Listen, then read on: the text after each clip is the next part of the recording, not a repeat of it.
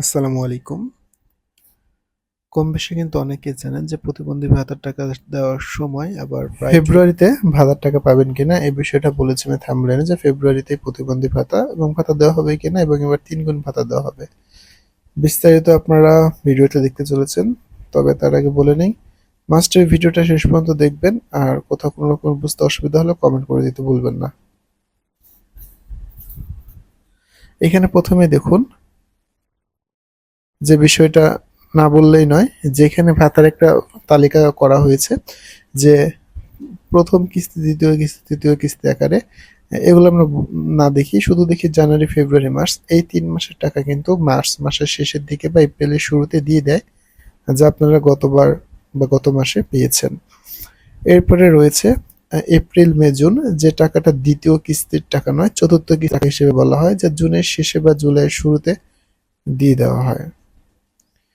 এরপরে রয়েছে July, August, September, যেটা প্রথম কিস্তির টাকা, যে টাকাটা সেপ্টেম্বরের শেষ বা অক্টোবরের শুরুতেই দিয়ে দেওয়া হচ্ছে। এরপরে রয়েছে অক্টোবর, নভেম্বর, ডিসেম্বর, যেটা হলো চতুর্থ কিস্তির তৃতীয় কিস্তির টাকা। দ্বিতীয় কিস্তির টাকা অক্টোবর, নভেম্বর, ডিসেম্বর, যে কিস্তির টাকাটা আপনারা এই যে কিছুদিন আগে পেলেন এবং যেটা ডিসেম্বরের শেষ বা জানুয়ারির শুরুতে দিয়ে দেওয়া হয় এবং আপনারা কিন্তু পেয়েছেন সেটা। আর এখানে দেখুন দ্বিতীয় কিস্তির পেরোলের সময় একটা বিষয় উল্লেখ করে দিয়েছিল, আপনারা লক্ষ্য করেন কিনা। যখন আপনাদের ২ মাস পার হয়ে যায় তখনই কিন্তু পেরোলের চিঠি দিয়ে দেয়। দেখুন দ্বিতীয় কিস্তির পেরোলের পূর্বভোগীদের ক্ষেত্রে ১লা ডিসেম্বর থেকে ১৫ ডিসেম্বরের মধ্যে পেতে হবে। আমরা ভিডিওতে তখন কি দেখে এসেছিলাম যে অক্টোবর, নভেম্বর, ডিসেম্বর, এই ৩ মাসের অক্টোবর, নভেম্বর জাস্ট শেষ হয়েছে, ডিসেম্বরে পেরোল করা চিঠি দিয়ে দিয়েছে। সো সেই ধারাবাহিকতায় আপনারা দেখবেন যে আগামী মার্চ মাসেই ইনশাল্লাহ পেরোলের চিঠি দিয়ে দিবে, যেহেতু এটা ফেব্রুয়ারি চলে।